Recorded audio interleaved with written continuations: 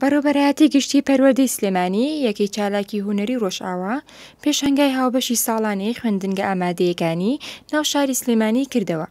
کردنەوەی پێشانگاکەش بە ئامادەبوونی چەند سەرپەرشتیارێکی هونەری و پەروەردەیی بەڕێوەچوو. زۆر بەخێربێن ئەمڕۆ لە هۆڵی مامۆستا ویلیام یوحەنا فیستیڤاڵی شێوەکاری بۆ گروپی دووەمی خوێندنگە ئامادەیەکان ئەکەینەوە. بێگومان ئەمە دوا گروپی ئامادەیەکانە کە 18 خوێندنگە بەشداری تیادا کردووە کە بە سەرپەرشتی مامۆستایانی هونەر و هەموو وێنەکان لەلایەن خوێندکارانەوە دروست کراوە. من دەستخۆشییان لێ یەکەم کە کۆمەڵە ئیشی باش لە هێڵکاری لە کاری ئەلوان لە زەغرەفە و لە کۆمەڵێ شێوازی تر و کۆمەڵێک کاری جوانی دەستی کراوە. من دەستخۆشییان لێ یەکەم خوازیارم بۆ ساڵی ئایندە ئیشی باشتر و جوانتریان ببینین. بێگومان لیژنەیەکی پسپۆڕی تایبەت بە یەکەی چالاکی هونەری کە سەرپەرشتیارانی بەشی شێوەکاریە ئەم پێشانگایانە و ئەوانی پێشووتریش تەقیمێکی زۆر باش هەڵسەنگاندنێکی زۆر باشیان بۆ ئەکرێت. ئەو مامۆستایانی کە پلەی نایەب ئەهێنن خوازیارم ئەمساڵ بتوانین ڕێز و سپاسێکیان بۆ بکەین هەر چۆن لە پێشانگای پۆستەرە.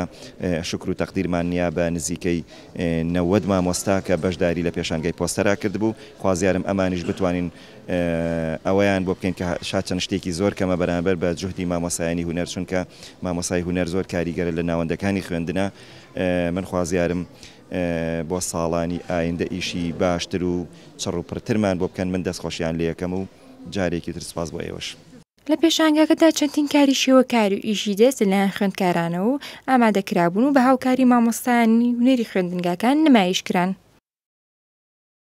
وەکو ئەم ساڵ بەشداریکردنمان لە پێشانگای ساڵانەی چالاکی هونەری بۆ خوێندنگاکانی ناوشار بەڕای من هیچ جیاوازێکی نییە لە ساڵەکانی تر، تەنها ئەوەیە هەنێک زروفی تەلەبەمان هەیە. ئەم ساڵ زۆربەی تەلەبەکانمان هەن دایک و باوک و شتیان پێشمەرگەی و شەید بووە، چالاکیمان کەمتر بوو. ئەم ساڵ هیچ لە ناو خوێندنگایە چالاکیمان نەبووە، تەنها چالاکیمان ئەمەی ئێرەیە کە ئەم ساڵ لێرە ئەیکەین.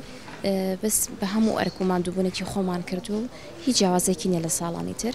بە کارە هونەریەکانی ئیشی دەست و بە ئیشی مۆم بە ئیشی چنین بەشداریمان کردووە، جگە لە تابلۆکانی تەختیت و سکێچ و ئیشی ئەلوانی خوێندکارەکان وەکو هەموو ساڵەکانی تر.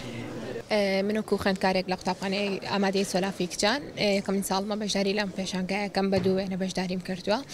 بەڕاستی پێشانگایەکی زۆر زۆر باش و دەستخۆشی لە مامۆستاکانێکم و بە هیوای سەرکەوتن بۆ هەموو قوتابخانەکان.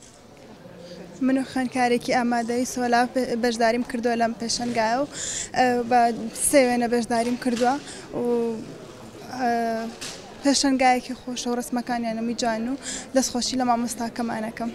جێگەی بە ئاساس ساڵانەوە بە مەبەستی دەرخستنی توانای خوێندکاران چەندین پێشانگای هونەری بە سەرپەرشتی بەڕێوەبەرایەتی گشتی پەروەردەی سلێمانی دەکرێتەوە.